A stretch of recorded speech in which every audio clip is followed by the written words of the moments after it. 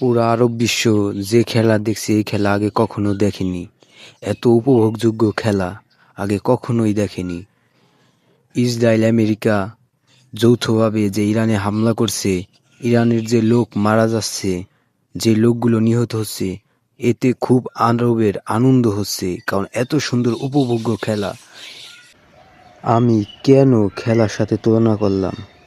দেখেন, এই খেলোয়াড়রা খেলছে আরবের মাঠ থেকে, তারা যুদ্ধ করছে আরবের মাঠ থেকেই, আরব রাষ্ট্রের জমিন থেকেই তারা ইরানের অর্থাৎ আমাদের মুসলিম ভাইদেরকে মারছে। আরব কি করতেছে? আর প্রয়োজনে যতটা হেল্প করা যায়, সম্পূর্ণ এই পুরো মুসলিম বিশ্বের জন্য একমাত্র দায়ী আরব সরকাররা দায়ী, তাদের চিন্তা চেতনা দায়ী। এজন্য কোনো আবেগে আবৃত না হয়ে যার যতটুকু সামর্থ্য আছে সেই অনুযায়ী আরবের নিন্দা প্রতিক্রিয়ার চেষ্টা আমাদের করা উচিত, যার মাধ্যমে আরব বুঝতে পারে যে আমরা যে ভুল করেছি, অন্যায় করেছি, তা ক্ষমার অযোগ্য, যাতে নিজেদের শুধরে নিতে পারে।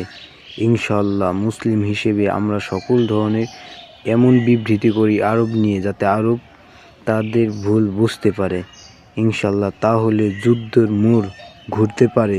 যদি আরব বিশ্বের লোক চায় যে আমাদের কান্ট্রিতে, আমাদের দেশে কোনো আমেরিকা ঘাঁটি থাকবে না, শুধু এটাই যদি চায়, তাহলেই আমেরিকা ইসরায়েলের কোনো যুদ্ধ করার শক্তি তাকত থাকে না।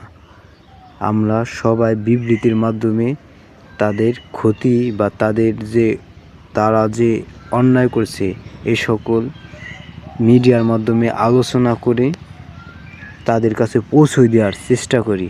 ইনশাআল্লাহ তাহলে ইরানের যুদ্ধে জয়ী হবে ইনশাআল্লাহ। ধন্যবাদ, ভালো থাকবেন।